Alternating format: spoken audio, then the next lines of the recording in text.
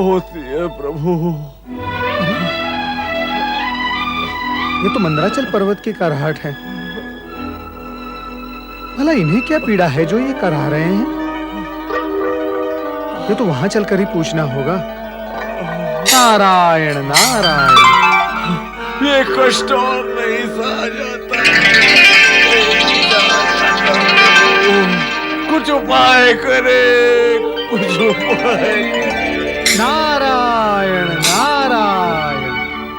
मंदराचल, क्या कष्ट है तुम्हें? करा क्यों रहे हो? देवर्षि, आप तो सर्वदर्शी और सर्वज्ञ हैं। क्या आप नहीं जानते कि सागर मंथन के कारण हुए इस दारुण कष्ट को मैं अब तक भोग रहा हूं? सागर मंथन के कारण? हाँ, देवता और दानवों ने मिलकर सागर मंथन किया था। हाँ, किया था। उस समय वासुकी नाग को रज्जू तथा मुझे मेरुदंड बनाया गया था। ये तो आप भली भांति जानते हैं। हाँ, जानता हूं मैं मंदराचल, मैं जानता हूं। किंतु उस घटना को घटे तो कई युग बीत चुके हैं। इस समय वो प्रसंग कैसे आया? और उसका तुम्हारी कराहट से क्या संबंध है? संबंध है देवर्षि, संबंध है। ये देखिए, वासुकी नाग के घर्षण से मेरे शरीर की क्या दशा हो गई है देवर्षि। घर्षण से सारी त्वचा छिद गई है और विष मेरे शरीर में प्रवेश कर गया है। उस विष का दाह अब तक मेरे शरीर को पीड़ित कर रहा है। ऋतु परिवर्तन के साथ ये पीड़ा रहकर उभरने लगती है और तब ये कष्ट मुझसे सहा नहीं जाता देवर्षि। शरीर की पीड़ा कराह बनकर बाहर आने लगती है। शिव शिव शिव शिव शिव शिव शिव शिव। हृदय विदारक, हृदय विदारक। मेरा विचार था कि भगवान भोलेनाथ ने समुद्र मंथन से उत्पन्न विष पी लिया और नीलकंठ बन गए तो जगत की समस्त विष बाधाएं दूर हो गई होंगी। किंतु तुम अब तक उस विष से पीड़ित हो, यह तो स्वप्न में भी कोई सोच नहीं सकता था। नारायण नारायण। परंतु आप तो प्रत्यक्ष देख रहे हैं। मैं तो इसे अपना सौभाग्य समझता हूँ कि आप स्वयं यहाँ आए और मेरी दुर्गति से परिचित हुए। अब कृपा करके इस पीड़ा से मुक्त होने का कोई उपाय बताएं। अब और ये पीड़ा मुझसे सही नहीं जाती। मंदराचल, जगत की भयंकर से भयंकरतम पीड़ा भगवान भोलेनाथ की आराधना से दूर हो जाती है। मुझे तो आश्चर्य इस बात का है कि तुम्हें यह सत्य कैसे ज्ञात नहीं और तुमने भगवान भोलेनाथ की आराधना अब तक आरंभ क्यों नहीं की? शिव आराधना? हाँ मंदराचल, शिव आराधना। पर तुम करते भी कैसे? समय से पूर्व कोई कार्य सिद्ध नहीं होता, किंतु अब अनुकूल समय आ गया है। तुम इसी समय से ओम नमः शिवाय का जाप करते हुए शिव आराधना प्रारंभ करो। मुझे पूर्ण विश्वास है नीलकंठ तुम्हारा एक कष्ट अवश्य दूर करेंगे। इसीलिए मैंने कहा कि मेरा सौभाग्य आपको यहाँ तक ले आया है देवर्षि। मेरे कष्ट निवारण का उपाय बताकर आपने मुझ पर बहुत बड़ा उपकार किया है। मैं सदा सर्वदा आपका आभारी रहूंगा। मंदराचल, आभारी तो तब रहना जब इस भारी पीड़ा से मुक्त हो जाओ। इस समय तुम भगवान भोलेनाथ की आराधना तुरंत आरंभ करो। मेरी शुभकामनाएं तुम्हारे साथ है। भगवान भोलेनाथ की आराधना में तुम अवश्य ही सफलता प्राप्त करोगे। नारायण नारायण।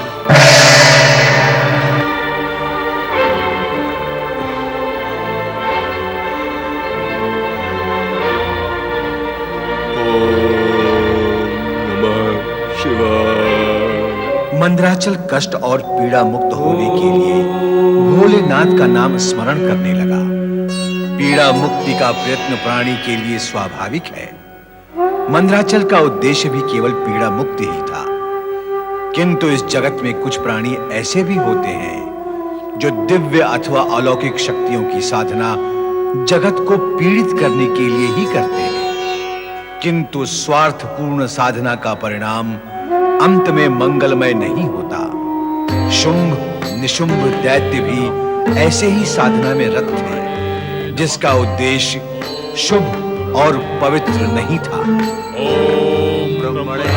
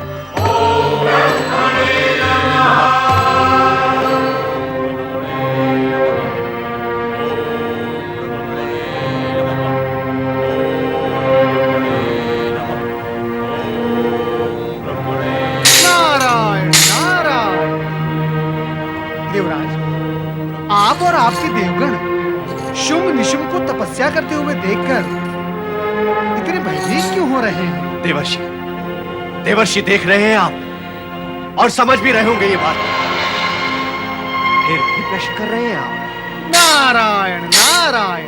देवराज, देख तो मैं भी रहा हूं और कुछ अंश तक समझ भी रहा हूं, किंतु ये सब देखने और जानने के बाद प्रश्न ये पड़ रहा है कि इसमें चकित अथवा दुखी होने की क्या आवश्यकता है? आपको ना सही देवर्षि, किंतु हमें तो दुखी, चकित एवं भयभीत सभी कुछ होने की आवश्यकता है। पर क्यों देवराज? वो इसलिए देवर्षि कि ये दोनों राक्षसी कुल में उत्पन्न भयानक दैत्य शुंभ निशुंभ है और अब तीनों लोकों पर पुनः राक्षसी साम्राज्य स्थापित करने के लिए कठोर तपस्या कर रहे हैं। तो क्या ये वही कथा दोहराएंगे जो इनके पूर्वजों ने दोहराई थी? अर्थात स्वर्ग पर आक्रमण, देवताओं का स्वर्ग से पलायन, फिर ब्रह्मा विष्णु के पास सहायता के लिए दौड़ भाग और फिर भाग दौड़ तो दूर की बात है देवऋषि। इस समय तो ब्रह्मदेव द्वारा देने वाले वरदान के बारे में चिंतित हैं। हम चाहते हैं कि ब्रह्मदेव इन्हें कदापि वरदान ना दें। विधि का विधान आपके चाहने और ना चाहने से परिवर्तित तो नहीं होगा ना पवन देव? होगा वही जो त्रिदेव को स्वीकार हो। नारायण। सुने देवर्षि, कृपया सुने। आप भी हमारे साथ ब्रह्मलोक चलकर ब्रह्मा जी से प्रार्थना करें। मैं ब्रह्मलोक चलूं और परमपिता ब्रह्मा जी से यह अनुरोध करूं कि वे शुंभ निशुंभ को वरदान ना दे? नारायण नारायण। देवराज, आप मुझसे ऐसी अपेक्षा क्यों करते हैं? और वैसे भी आप देवताओं के लिए त्रिदेव से प्रार्थना, अनुरोध, अनुनय, विनय ये सब करते हुए मैं अब उब चुका हूं और ये आवश्यक तो नहीं कि परमपिता ब्रह्मा जी मेरे अनुरोध को स्वीकार कर ही ले। आप स्वयं अपना मार्ग ढूंढ लें, यही उत्तम होगा। नारायण नारायण। ब्रह्मणे नमः। तो फिर ब्रह्मलोक चले देवराज? दुविधा की स्थिति ने घेर लिया है हमें। दुविधा कैसी देवराज? ब्रह्मदेव से केवल प्रार्थना ही तो करनी है। वरुण देव, देखा तो है आपने अनेक बार, अब ब्रह्मदेव हमें प्रताड़ित करने लगे हैं। अथवा कह देते हैं कि समय आने पर सब व्यवस्थित हो जाएगा। हाँ देवराज, ये तो है कि ब्रह्मदेव के पास जाने पर प्रताड़ना के अतिरिक्त अन्य कुछ प्राप्त नहीं होगा। मेरे विचार से अब हमें श्री हरि विष्णु की शरण में जाना चाहिए। यही उत्तम होगा। वे हमारे शुभचिंतक भी हैं और सदा हमारी सहायता भी की है। हर संकट के समय उन्होंने हमारी सहायता की है। तो फिर आइए उन्हीं के पास चलते हैं।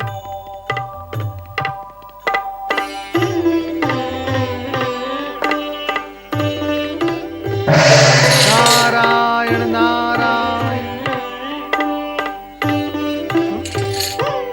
श्री हरि, मैं यहाँ हूँ और नारायण नारायण भी मैंने ही बोला है।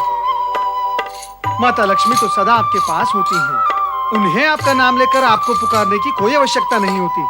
नारद, ये सब तो हम जानते हैं, फिर हमें क्यों बता रहे हो? नारायण नारायण, वो इसलिए श्रीहरि कि मेरे नारायण नारायण पुकारने पर आपने मेरी ओर नहीं माता लक्ष्मी की ओर देखा।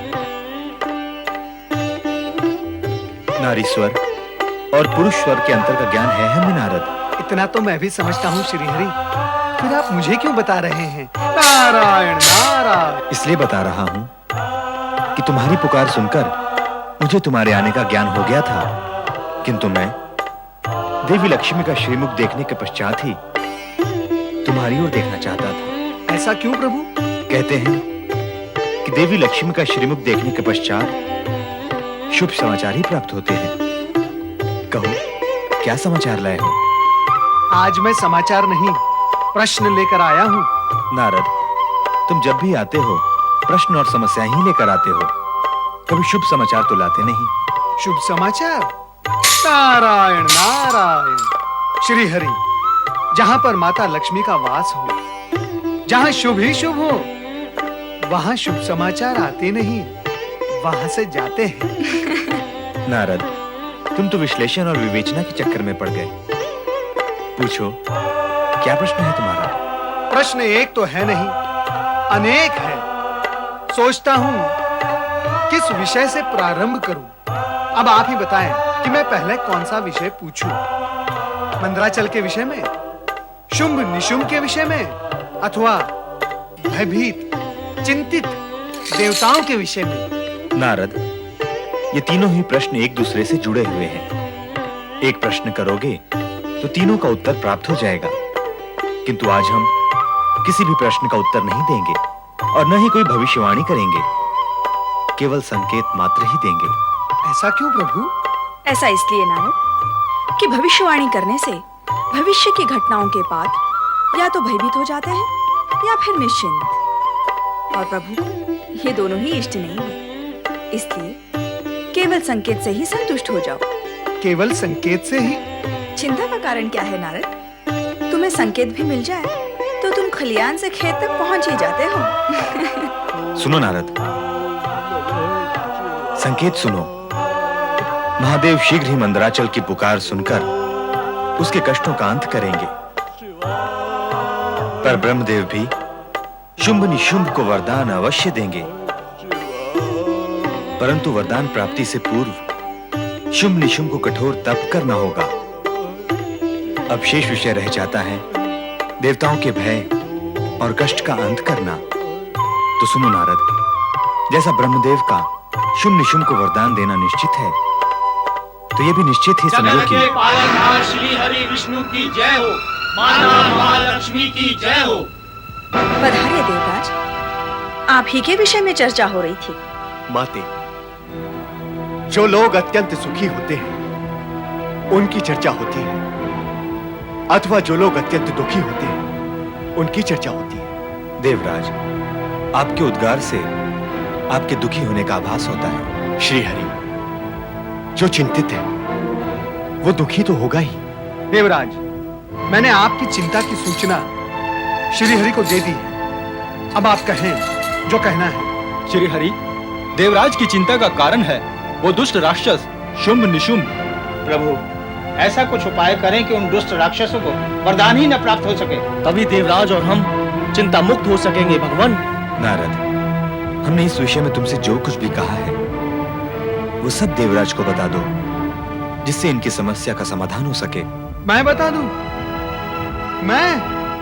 नारायण नारायण। श्री हरि, आप क्यों मुझे व्यर्थ ही धर्म संकट में डाल रहे हैं? जो कुछ कहना है आप स्वयं ही बता दें। आप दोनों को धर्म संकट से मैं उभार लेती हूँ। देवराज, प्रभु ने कहा है कि शुंभ निशुंभ ब्रह्मदेव की आराधना कर रहे हैं, इसलिए प्रभु इसमें कुछ नहीं कर सकते। किंतु यह भी सत्य है कि ब्रह्मदेव शुंभ निशुंभ को वरदान देने से स्वयं को रोक नहीं पाएंगे। अब हम क्या करें श्रीहरि? देवराज, श्रीहरि को जो कहना था वो कह दिया। अब आप सभी अपनी दैवी शक्ति का उपयोग करके अपना मार्ग स्वयं खोजें। और हां, यह अटूट सत्य नाम लें कि भगवान भी उन्हीं की सहायता करते हैं जो अपने मनोबल के आधार पर स्वयं की सहायता करने के लिए तत्पर होते हैं।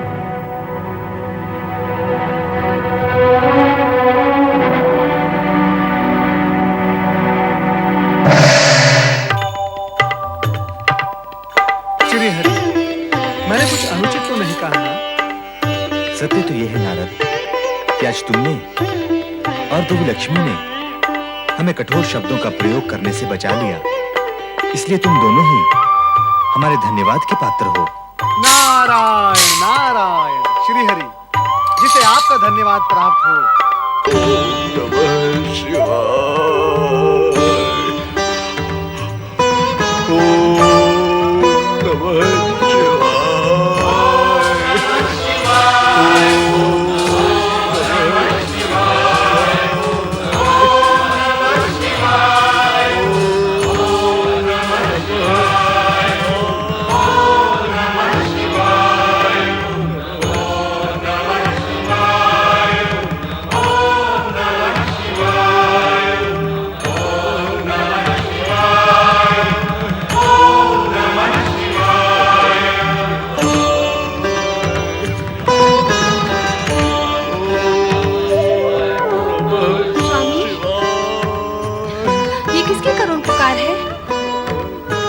ये मंदराचल की पुकार है देवी। मंदराचल? वही मंदराचल जिसे मेरुदंड बनाकर समुद्र मंथन किया गया था। उसे क्या कष्ट हो सकता है? कष्ट जो भी है, इसका निवारण हम दोनों को मिलकर ही करना होगा। वह आपको पुकार रहा है स्वामी, मुझे नहीं। देवी, संपूर्ण जगत जानता है कि शिव और शक्ति अभिन्न है। इसलिए मंदराचल का कष्ट मिटाने में तुम्हें भी हमारी सहायता करनी होगी।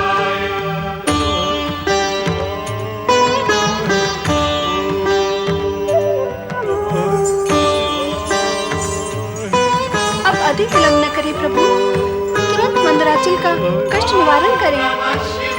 तो फिर चलो देवी।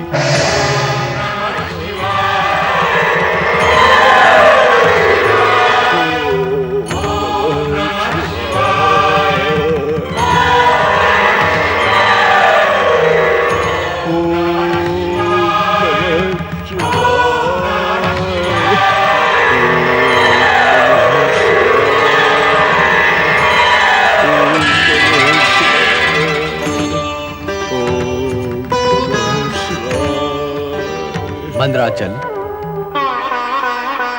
तुमने हमें करुण स्वर में पुकारा, जिसे सुनकर हम प्रकट हुए। अपनी व्यथा कहो। प्रभु,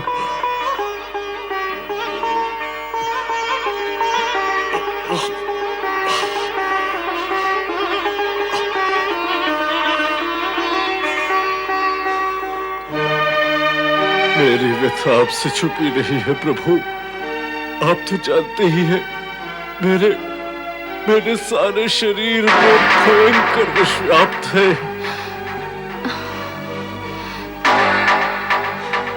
विष का ये प्रभाव दूर करने के लिए आप मेरे मस्तक पर विराजे प्रभु। प्रभु, आप विषपाई नीलकंठ है। आपने समुद्र मंथन के समय हलाल पान करके विश्व को विनाश से बचाया है। विष्ठर नाग आपके भूषण है। मुझे इस मर्मांतक कष्ट से मुक्ति दिलाने वाला भला आपके अतिरिक्त और कौन हो सकता है?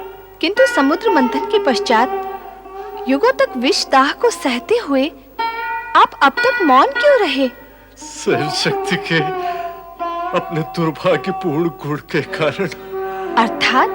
मैं माता पृथ्वी से उत्पन्न भूधर हूँ माता। पीड़ा चुपचाप सहना तो मेरी माता पृथ्वी का जगत विदित गुण है। मैंने भी अपनी माता का अनुसरण करते हुए चुपचाप इस तीव्र पीड़ा को सहा। नाथ, अब पीड़ित मंदराचल की व्यथा हरने में एक पल का भी विलंब ना करें। मेरा विचार है हम दोनों कैलाश को त्याग कर यही मंदराचल शिखर को अपना निवास स्थान बनाते हैं। भली भांति सोच लो देवी, किसी भी कार्य को करने में अति शीघ्रता शुभदायक नहीं होती। ये आप क्या कह रहे हैं भगवान? आप तो आशुतोष से भक्त का कष्ट मिटाने में आप तो एक पल का भी विलंब नहीं करते, फिर मेरी बारी में इतना विलंब क्यों हो रहा है प्रभु? मेरी इस दाह का अंत करे महादेव। मुझे इस मर्मांतक पीड़ा से मुक्त करे महादेव। हे आशुतोष, अपना नाम सार्थक करे। तुम सत्य कह रहे हो मंदराचल, हमें अपना आशुतोष नाम सार्थक करना ही होगा। चलो देवी, अब कैलाश को त्याग कर मंदराचल पर निवास करने का शुभ मुहूर्त आ गया है। इस प्रकार हम उमा महेश्वर की प्रतीक्षा में कब तक मौन साधे खड़े रहेंगे? मैं करूं तो क्या करूं? तुरंत पता लगाओ वे दोनों अदृश्य होकर कहाँ गए हैं। अचानक अदृश्य होना तो भोलेनाथ का स्वभाव है। शिव जी का स्वभाव है, पर देवी पार्वती का तो नहीं। हाँ, इस बार तो माता पार्वती बिना बताए हमको अकेला छोड़कर चले गई है। अब इतने बड़े जगत में हम उन्हें ढूंढे तो कहाँ ढूंढे? अब तो समस्या ये हो गई है कि भगवान शिव और पार्वती के अदृश्य हो जाने से नंदी भैया का दायित्व और बढ़ गया है। ये अब कैलाश छोड़कर जा भी नहीं सकते। भगवान शिव के अनुपस्थिति में कोई महानुभाव उनके दर्शन करने आ जाए तो नंदी भैया ही उन्हें समुचित उत्तर दे सकेंगे। वही तो, नंदी महाराज के अतिरिक्त अपरिचितों और दर्शनार्थियों से चर्चा करने वाला हम में तो कोई है नहीं। नारायण नारायण, कल्याण भवन। आज मैं तुम सब की चिंता दूर करने आया हूँ। हाँ देवर्षि, हमारी चिंता दूर करने की कृपा करें। और हमारी चिंता का कारण है उमा महेश्वर। देव ऋषि, कृपया करके आप ये बताएं कि भगवान भोलेनाथ और माता पार्वती कहाँ गए? वे दोनों पीड़ित मंदराचल की पुकार का उत्तर देने गए हैं। किंतु देव ऋषि, उन्हें गए इतना समय हो चुका है, अब तक तो उन्हें लौट आना चाहिए था। जो होना चाहिए था वो होता कहाँ है नंदी महाराज? नारायण नारायण, मात्र एक बार संपूर्ण जगत पर दृष्टि डालकर देखे नंदी महाराज, तो आपको ज्ञात होगा कि वही हो रहा है जो नहीं होना चाहिए, और जो नहीं होना चाहिए वही हो रहा है। नारायण नारायण। ओम ब्रह्मणे नमः।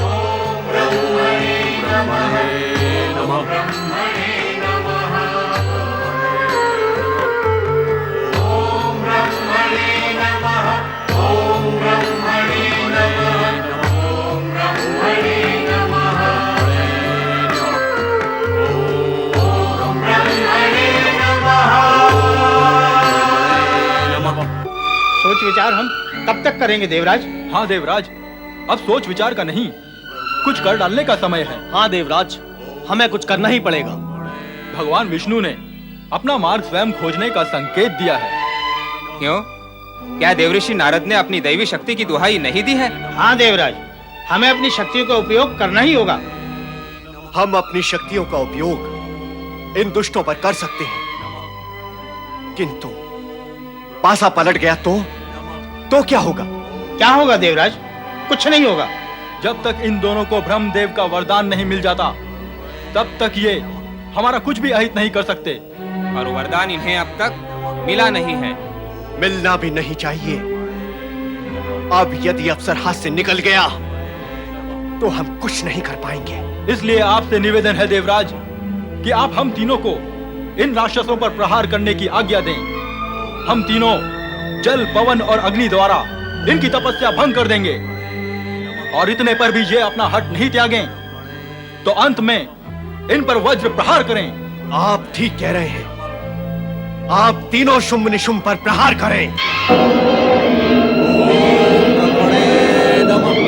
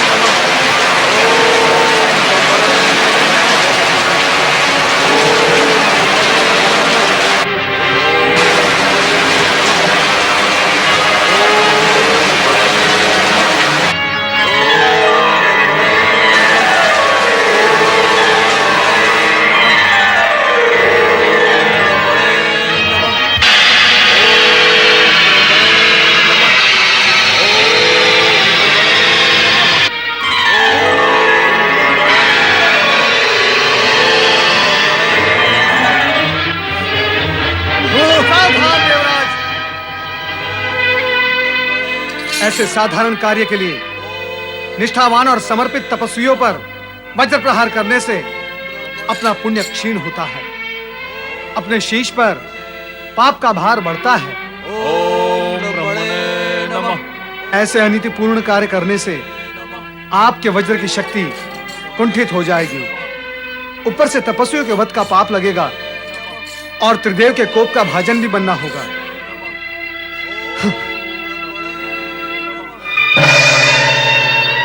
नारायण नारायण। ओम ब्रह्मणे नमः। शुंभ निशुंभ की तपस्या भंग करने का प्रयास करके देवराज ने अकारण इन दोनों असुरों के साथ शत्रुता कर ली। अब ये दोनों असुर अपनी आसुरी वृत्ति के कारण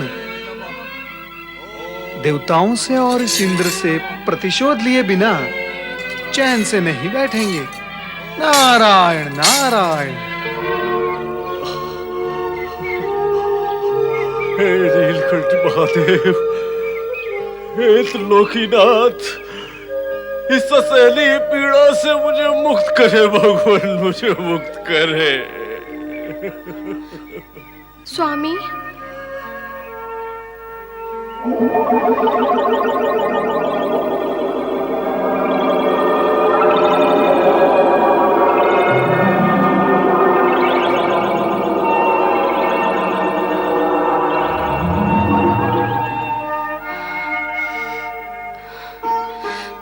स्वामी, ये कैसा धुआं है? इसके प्रभाव से प्राणवायु कम होने लगी है। देखिए नाथ, देखिए इस धुएं का दुष्प्रभाव। हम देख रहे हैं देवी, जो कुछ घट रहा है उस पर हमारी दृष्टि है, किंतु अघटित न घटे, इसलिए इस विष को हमें आत्मसात करना होगा। विष? हाँ, यह धुआं विष ही है, जो अब तक मंदराचल के भीतर स्थित था, जिसकी पीड़ा से वो करहा रहा था। यहां के वातावरण की स्वच्छता को बनाए रखने के लिए हमें इस विष का आत्मसात करना ही होगा।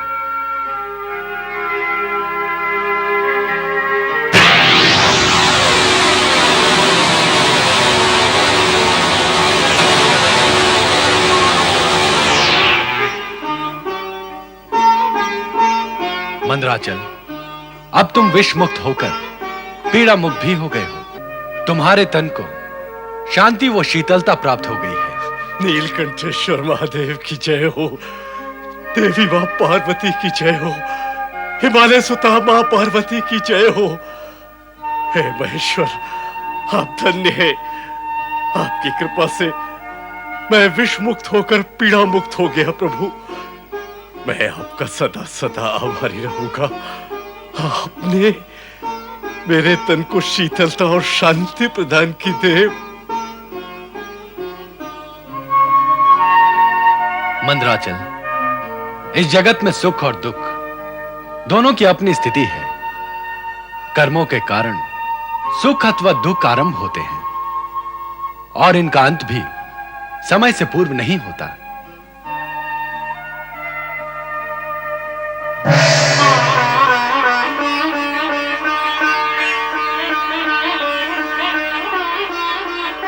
स्वामी, आप इस प्रकार एकटक मुझे क्या देख रहे हैं? तुम्हारे रूप में जो परिवर्तन हुआ है उसे देख रहा हूं पार्वती। मेरे रूप में परिवर्तन? अर्थात?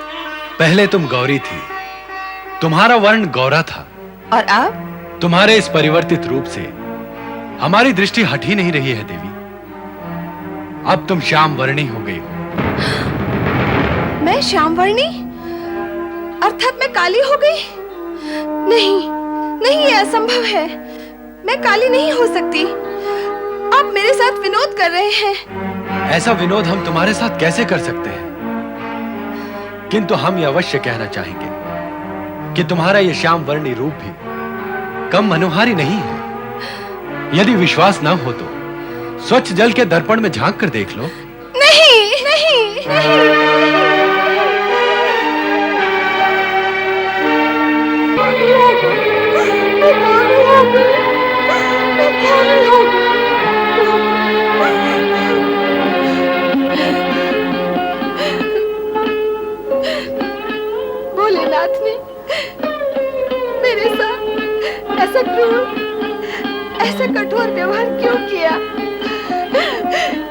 आवश्यकता थी इसकी? यदि विष का प्रभाव पड़ना ही था तो उनके तन पर क्यों नहीं पड़ा? विष ने केवल मेरे ही तन को प्रभावित क्यों किया? क्या भोलेनाथ मुझे यहाँ अपमानित करने के लिए लाए थे? अब मैं किसी को क्या मुंह दिखाऊंगी? पार्वती, तुम ये क्या सोचने लगी? वही जिसे सोचने के लिए आपने मुझे बाध्य किया है। नहीं, मैंने तुम्हें बाध्य नहीं किया। यह सोच तो तुम्हारे नारी सुलभ क्षोभ का परिणाम है। तुम बार बार ये क्यों भूल जाती कि तुम साक्षात शक्ति का अवतार हो? तुम्हारे इस रूप परिवर्तन के पीछे भी शिव शक्ति का कोई विशेष उद्देश्य ही है। और फिर इस सत्य को भी तो समझो कि तुम्हारे इस रूप परिवर्तन से तुम्हारे तेज और सौंदर्य में किसी प्रकार की कमी नहीं आई है। इसलिए तुम व्यर्थ ही अपने मन को दुखी न करो देवी। इधर देखो देवी, हमारी ओर। तुम्हारा क्रोध अकारण है देवी। स्थिति को समझने का प्रयास करो।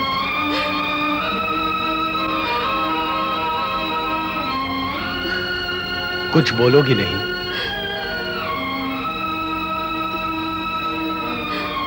तुम्हारे मौन में शांति नहीं, असंतोष है। और असंतोष मन को कलुषित करता है। इसलिए आवश्यक है कि तुम कुछ बोलो।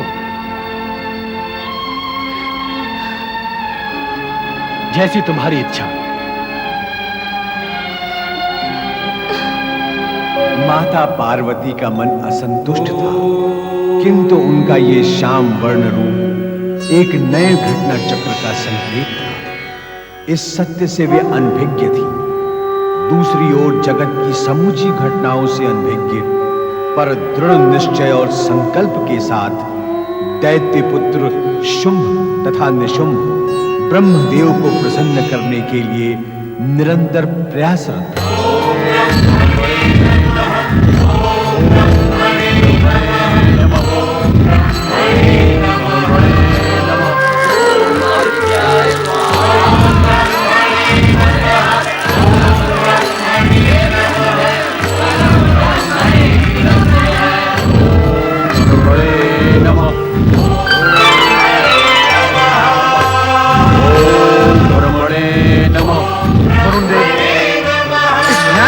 का शमन करें।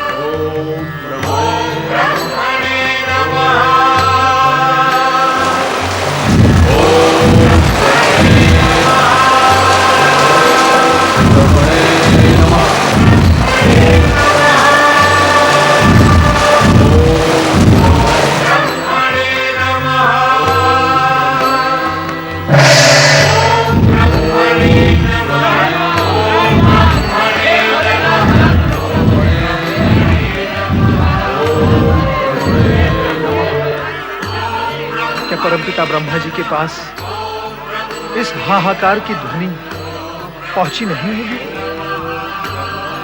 हे प्रभु, क्या गति होगी उन वन प्रदेश के प्राणियों की? इस भीषण ज्वाला से उनकी रक्षा करें।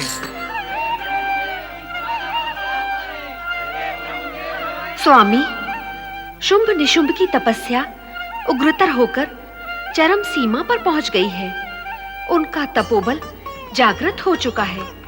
उनकी तप की ज्वाला से वन प्रदेश के प्राणी हाहाकार कर रहे हैं। पृथ्वीवासी, इन प्राणियों की रक्षा के लिए आपको शीघ्र ही वहां जाना होगा। हाँ देवी, जो कुछ तुमने कहा है, हम उन बातों से अनभिज्ञ नहीं हैं। आपको सब ज्ञान है, फिर भी आप मौन हैं, गतिमान नहीं हो रहे हैं, वहां जा नहीं रहे हैं। हाँ देवी सरस्वती, हम अब तक उनकी तपस्या की उपेक्षा कर रहे थे।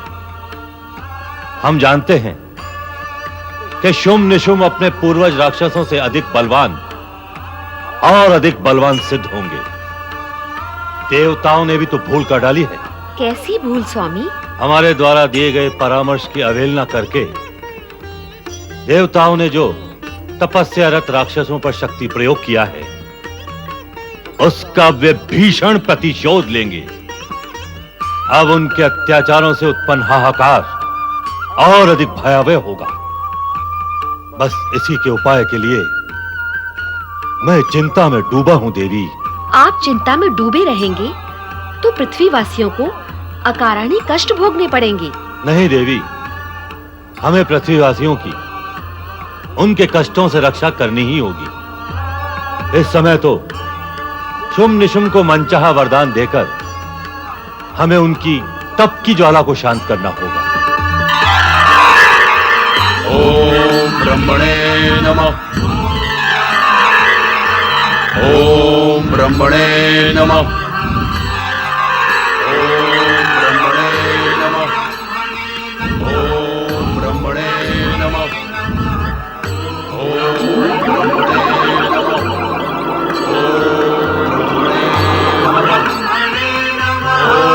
ब्रह्मणे नमः। शुम्भ। ओम ब्रह्मणे नमः।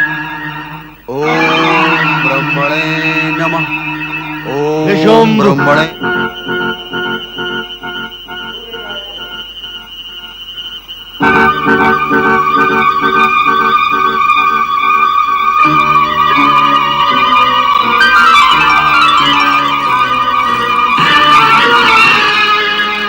शुम्भ निशुम्भ, तुम्हारी तपस्या सफल हुई तपस्वियों। हम ब्रह्मदेव तुम्हारे तप से प्रसन्न होकर तुम्हारे सम्मुख उपस्थित हुए हैं। हम तुम्हें वरदान देने आए हैं शुम्भ निशुम्भ। आप हमारे वरदाता नहीं, हमारे शत्रु हैं ब्रह्मदेव। आपने तपस्या में हमें इतना कष्ट क्यों दिया? हमारे साथ ये पक्षपात क्यों? हम जानते हैं आप देवताओं के परम पिता हैं। आपने ही देवताओं को हम पर अत्याचार करने के लिए प्रेरित किया, ताकि हम तप से डिग जाएं और आपको वरदान न देना पड़े। ये तुम दोनों का भ्रम है। हमारे विधान में पक्ष, विपक्ष अथवा पक्षपात जैसा कुछ नहीं होता। ये सब पृथ्वीवासी मानव दानव में होता है। तो फिर प्रकट होने में इतना विलंब क्यों किया ब्रह्मदेव? हम तुम्हारी परीक्षा ले रहे थे। कैसी परीक्षा? तप करने वाले अपने लक्ष्य के प्रति दृढ़ हैं अथवा नहीं। हो गई परीक्षा। परीक्षा अवश्य हो गई, किंतु तुम दोनों क्रोध की ज्वाला को न बढ़ाओ। अब हमें वरदान दो ब्रह्मदेव। वरदान देने से क्रोध की ज्वाला अपने आप शांत हो जाएगी ब्रह्मदेव। हम तुम्हें वरदान देने का वचन देते हैं। शुम्भ निशुम्भ, कहो क्या वरदान चाहते हो? शक्ति का वरदान चाहिए। हमें चाहिए ऐसी शक्ति जो देव, दानव, मानव किसी के पास न हो। हमें चाहिए ऐसा अधिकार जो तीनों लोकों में किसी के पास ना हो। हम चाहते हैं अमरता का वरदान, ताकि कोई हमें मार न सके। आप हमें ऐसी संहारक शक्ति प्रदान करें जिससे स्वर्ग में रहने वाले अमर देवता भी हमारे हाथों मारे जाएं। मौन क्यों हो गए ब्रह्मदेव? तुम दोनों ने एक साथ इतने सारे वरदान मांग लिए हैं जिनका देना हमारे लिए संभव है ही नहीं। हम तुम्हें केवल एक वरदान देने के लिए यहां आए हैं और एक ही वरदान दे सकते हैं। इसलिए तुम दोनों एक साथ विचार करके कोई एक वरदान मांग सकते हो। नहीं, हमें सभी वरदान एक साथ चाहिए ब्रह्मदेव। और जब तक हमें ये वरदान नहीं मिलेंगे, हमारी इच्छाएं अधूरी रहेंगी। शुम्भ निशुम्भ, हम तुम्हें अपार शक्ति का वरदान दे सकते हैं, परंतु अमरता का वरदान देना हमारे वश में भी नहीं है। क्यों? क्योंकि जन्म लेने वाले का मरण निश्चित है। हाँ, एक उपाय है। शीघ्र कहें वो उपाय ब्रह्मदेव। तुम अपने मरण को कठिन बनाने के लिए मारने वाले का चुनाव कर सकते हो। अपने मारने वाले का चुनाव हम करें? हमें मारने वाले को हम नहीं मार डालेंगे। तुम दोनों बुद्धि का उपयोग करो। यद्यपि हम जानते हैं कि असुरों के पास अधिक बुद्धि नहीं होती, फिर भी जितनी है उसका तो उपयोग करो। मरण तो निश्चित है, क्योंकि तुम दोनों असुर हो, इसलिए तुम्हारी स्वाभाविक मृत्यु नहीं होगी। अवश्य तुम किसी पुण्यात्मा शत्रु के द्वारा मारे जाओगे। मारे जाएंगे? तो फिर आपका वरदान क्या करेगा ब्रह्मदेव? इतना कठोर तप क्या हमने मारे जाने के लिए किया है? एक बार फिर समझ लो कि हम तुम्हें यहां वरदान देने के लिए ही उपस्थित हुए हैं, और यह भी कि जिसने जन्म लिया है उसकी मृत्यु निश्चित है। इसलिए तुम अपने किसी ऐसे मारने वाले का चुनाव कर लो जिसका अस्तित्व ही असंभव हो, जिसका अस्तित्व ही असंभव हो। ब्रह्मदेव, आपने तो फिर वही बात कह डाली जो हमारी बुद्धि से परे है। अपनी बात को और अधिक स्पष्ट करें ब्रह्मदेव। तो सुनो, तुम ये वर भी मांग सकते हो कि तुम्हारा मरण किसी पुरुष के हाथ में हो। हाँ हाँ, हमें यही वरदान चाहिए ब्रह्मदेव कि हमारी मृत्यु किसी पुरुष के हाथों ना हो। पुरुष हमें मार सकेगा नहीं तो भला स्त्री हमें मारने का साहस कैसे करेगी? फिर तो हम मरेंगे ही नहीं। पुरुष हमें मारेगा नहीं, स्त्री हमें मार नहीं सकेगी, फिर तो हम अमर हो ही जाएंगे।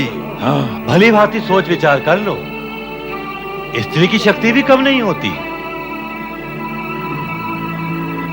ब्रह्मदेव, हमें मारने वाली स्त्री ऐसी हो जिसने मां के गर्भ से जन्म ना लिया हो, और वो स्त्री विवाहित ना हो, कुंवारी हो, और वो हमें तभी मार सके जब हमारे मन में उसके प्रति आकर्षण उत्पन्न हो जाए। फिर तो ऐसी किसी स्त्री का अस्तित्व ही नहीं होगा और न हमारा मरण संभव होगा। हाँ हाँ ब्रह्मदेव, हमें ऐसा ही वरदान चाहिए। तथास्तु। पुरुष हमें मारेगा नहीं, स्त्री हमें मार सकेगी नहीं। स्त्री भी अयोनिजा जो किसी माँ के पेट से उत्पन्न ना हो, वो भी कुंवारी, विवाहित नहीं। यूं कहो निशुंभ कि हम अजय हुए। हाँ भैया शुंभ, हम अमर हो गए। अब हम अपने वरदान का उपयोग करेंगे। अब हम तीनों लोकों में असुर साम्राज्य की स्थापना करेंगे। अवश्य करेंगे। त्रिलोक विजय। अंत में वही हुआ जिसकी आशंका थी। ब्रह्मदेव ने उन दोनों को वरदान दे ही दिया। अब स्वर्ग सुरक्षित नहीं है देवगण, अब स्वर्ग सुरक्षित नहीं है। देवराज, अब तो हमें अविलंब स्वर्ग पहुंचकर उसकी सुरक्षा का प्रबंध करना होगा।